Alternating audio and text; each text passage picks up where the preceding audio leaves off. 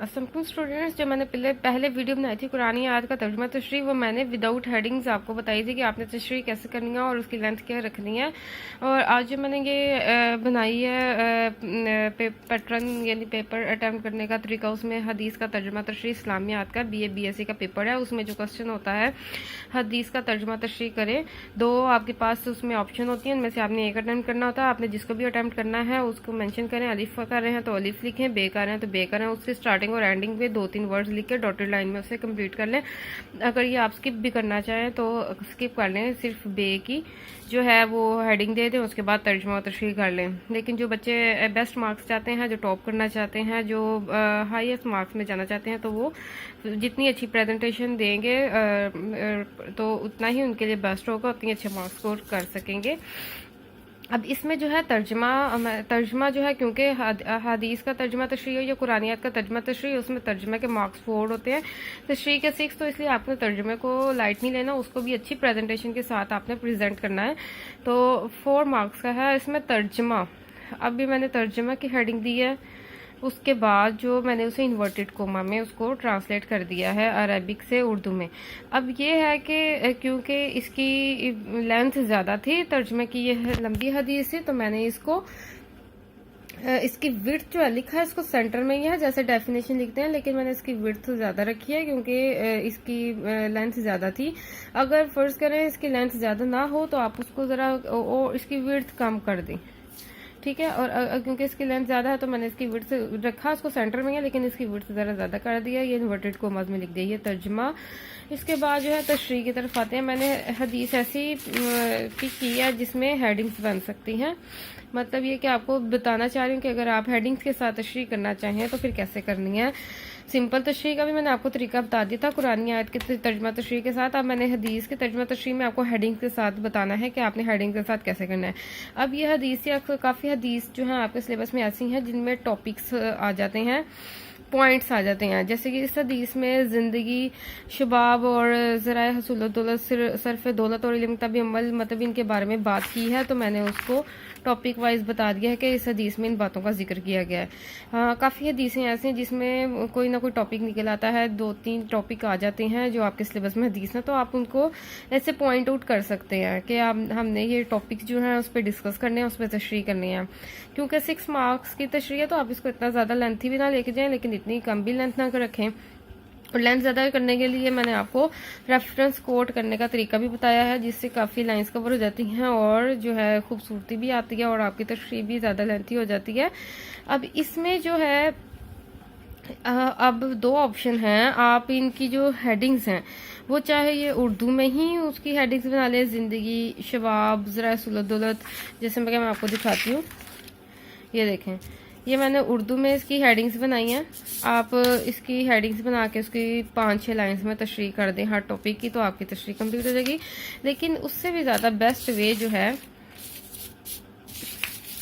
वो ये है, जो आपने हेडिंग्स देनी है वो अरबिक में दें। अरबिक में मैंने अपनी तरफ से नहीं लिखी, जो आपको तशरीह दी हदीस दी हुई है जिसकी आपने तर्जमा तशरीह करनी है, मैंने उसमें से पिक की है।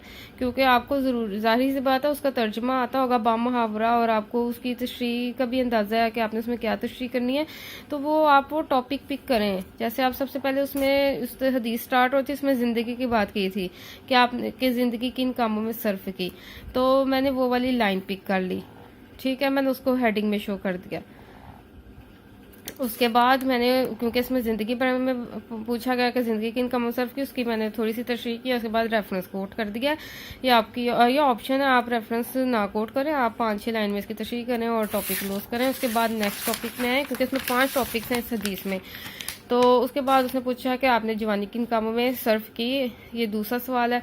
उसको भी मैंने अरबिक में वहीं से जो हदीस दी हुई है क्वेश्चन पेपर में, मैंने वहीं से पिक किया उतनी सी बात जिसमें लिखा हुआ है कि और तुमने जवानी किन कामों में सर्फ की, मैंने उसकी हेडिंग दे दी। आप चाहें तो उर्दू में लिख दें, ठीक है, उर्दू में इसका तर्जुमा, यानी यही जो तर्जुमा आपने किया है उसी में से उर्दू वाला पिक कर लें कि आपने उम्र किन कामों में सर्फ की, जवानी किन कामों में सर्फ की, यहाँ पे जो उसकी हेडिंग दे दें, लेकिन बेस्ट यही वे है।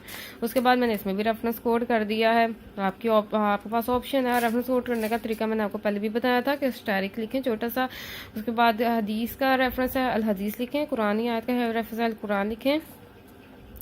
अरबिक में आपने आयत कोट करनी है, आपको आती है तो लिख लें, अगर आती है पर आपको एग्जैक्ट नहीं पता जेर ज़बर पेश का, उसको आप ना लिखें, जस्ट अरबिक में लिख लें। उसके बाद आप तर्जमे की हेडिंग दें, उसके बाद इन्वर्टेड कॉमा में उसका रेफरेंस कर दें। अगर आपको पता है कि वो आयत या तशरीह जो है वो आयत जो है वो किस सूरत की है तो आप उसकी सूरत भी मेंशन कर दें। ठीक है, ये बेस्ट वे है। सिर्फ उन बच्चों के लिए मैं बता रही हूँ जो टॉप करना चाहते हैं, हाईएस्ट मार्क्स में लेना चाहते हैं, उनके लिए ये है।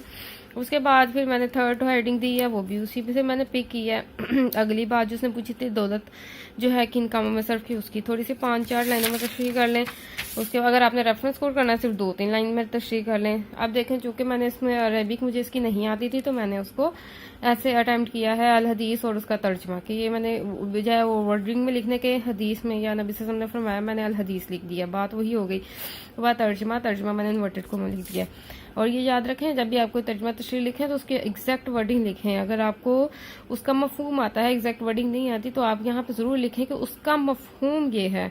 आपको गुनाह भी नहीं होगा और आप जो है एग्जामिनर भी आपको इस पे मार्क्स की कटिंग नहीं करेगा। आप लिखें कुरानी आयत का मफहूम ये है, या कुरानी आयत का सॉरी हदीस का मफहूम ये है। ठीक है, उससे फिर आप बता रहे हैं कि उसका मफहूम ये है कि एग्जैक्ट वो नहीं है। अगर एग्जैक्ट है तो फिर आप एग्जैक्ट लिखते हैं। उसके बाद ये मैंने इसलिए 4th और 5th पॉइंट जो है उर्दू में लिखा है कि अगर आपको अरबिक लिखने में प्रॉब्लम है या आपको समझ नहीं आ रही कि कहाँ से शुरू करनी है और कहाँ पे लिखनी है, अगर क्योंकि काफ़ी बच्चों को बामुहावरा तर्जमा नहीं आता तो उन्होंने बस तर्जमा याद किया होता है, एक तरह से रट्टा लगाया होता है, उनके लिए ये है कि आप जो है वो उर्दू में टॉपिक बना के उसकी हेडिंग देकर तशरीह कर लें। ठीक है, आई होप सो आपको समझ आ गई है कि अगर आपने हेडिंग्स देनी है तो कैसे देनी है और कैसे अटैम्प्ट करना है। अगर विदाउट हेडिंग करना है वो भी मैंने आपको वीडियो अलग से बना के शेयर की हुई है, आप विदाउट हेडिंग भी तशरीह कर सकते हैं। आई होप आपको वीडियो पसंद आएगी, अपने फ्रेंड्स के साथ ज़रूर शेयर करें, इस चैनल को सब्सक्राइब करना मत भूलें और लाइक का बटन ज़रूर क्लिक करें। थैंक यू सो मच, अल्लाह हाफिज़।